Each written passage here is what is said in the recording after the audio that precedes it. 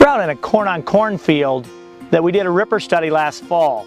Two different styles of rippers ran through this high-yielding field with lots of residue.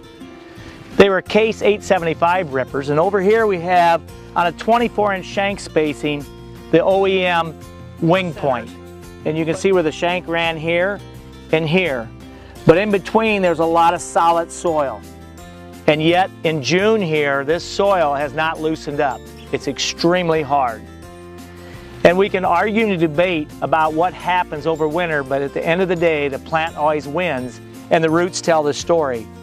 In this case, this ripper, it had the front disc gangs running about that 5 to 6 inches in depth, addressing some really high yield residue that we had in this field. And it ran right at the 5 to 6 inch depth, and the roots are telling the story. And in this case, the roots telling us that there's a layer here, and you can see these two roots were growing on this layer. And as this root's coming out of the crown, this is a number 3 crown root, and as it's coming across, it's going to eventually find a crack. And as we dig it here, you can see that it found this crack, and it's heading down through the profile, heading to moisture. And then the ground underneath here is extremely firm. The jackknife really has to work to fracture these. And the roots came out of the crown. They grew across the top for 4 inches, found a crack, and they're starting to go down through those solid berms that are in between the shanks. In my hand here is this root that's running along the top of this disc layer.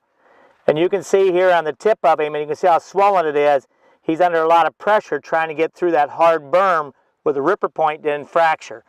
You can see the swelling and you can see the crookedness as it's trying to fight its way down through that soil profile. And this plant tells us a story that it's struggling to get to the 12-inch depth without going around the side of the berm.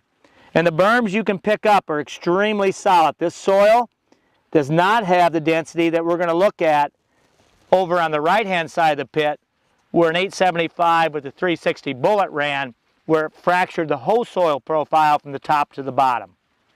Over here is a second ripper pass with a 360 bullet point, still mounted on a 24-inch shank centers, but has the ability to fracture the whole profile down to the 12-inch depth.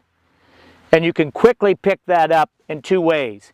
We can follow the flight of the root, and the way the good Lord created corn is they grow down at a 30 to 35 degree angle.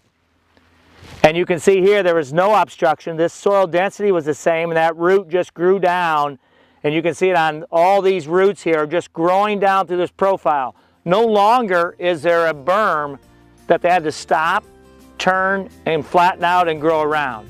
The second way you know is you can pick it up with the jackknife. Extremely loose, you can see it in the soil structure itself, and as you work with this soil structure, you can see that this soil last fall was put in ideal conditions. But at the end of the day, the plant wins by showing us exactly what the profile is under the ground.